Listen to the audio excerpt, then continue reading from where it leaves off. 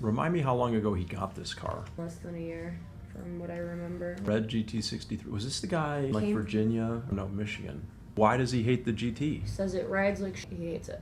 He was like, it's not a fun car to drive. He said despises the car. Wow. Mind you, he's coming out of a BMW. He traded an M4 competition. Yeah, I know.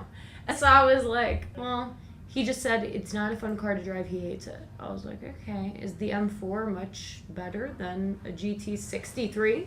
The M4 is like the size of a CLE coupe. I don't think it's the size he cares about. GT would ride like an S-Class compared to an M4. Right, and that's probably what he doesn't like. He probably doesn't like, to him that means probably he's expected a funner ride from what he was saying. It's not fun to drive.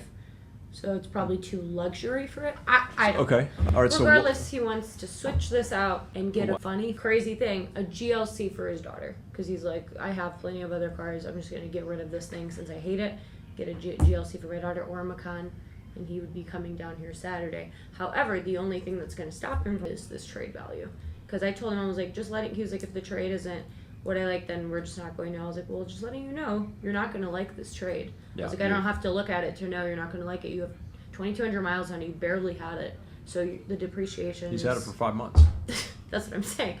So the depreciation is going to be heavy. And he was like, no, I understand that. I just don't want to. I'm not going to lose a crazy ton, but I'll lose enough. I was like, I don't know what that means, but we'll just see what it is. He said, just send it to me, and we'll go from there. This is my second GT. I've never heard anybody say that they hated the way the GT rode or drove or anything like that. But that's probably a first. It's not for everybody, right? Definitely not. So here's the real problem. There is one listed in the entire country. And so you essentially, as a used car, so you essentially have no legitimate idea on what the true value of this as a used car is. So figure it out for him. Sitting at $51K back of what he paid. And I'm sure if I call it around, I'm probably not going to be able to get a number from really anybody because they're going to look and there's just no data. How much is the one selling for? Well, it's listed for $167, but it's also been online for 41 days. Only car in the country for sale. So how much are we giving it to him for? So it would be $131. $131 what? Just $131? If he really doesn't like the number, we can shop it around. I don't expect that we'll get much different because everyone else is going to plug it into their various third-party tools that aggregate used car data, and there's not going to be any information there. So I'm going to say 131K is the appraisal value. There's only one listed in the entire country. None have gone through the auction either. So there's literally zero data. So should I be like, there's not enough data to give? No, just give him the number. Don't overcomplicate it. And then should I even say anything about there's only one listed in the whole country? Nope. If he has a bad reaction, then we can go into depth. He said no thanks. Okay.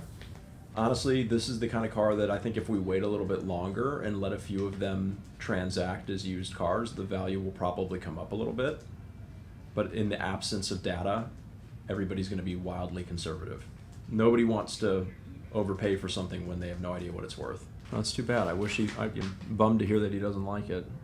I never want to have to be in a situation where I'm appraising a car somebody bought 4 or 5 months ago, especially if it is a super nice high performance, low production car. He had a high performance car, so it's not like that far off for him, but it was just... Well, the M4 is like a C-Class. It's not at all.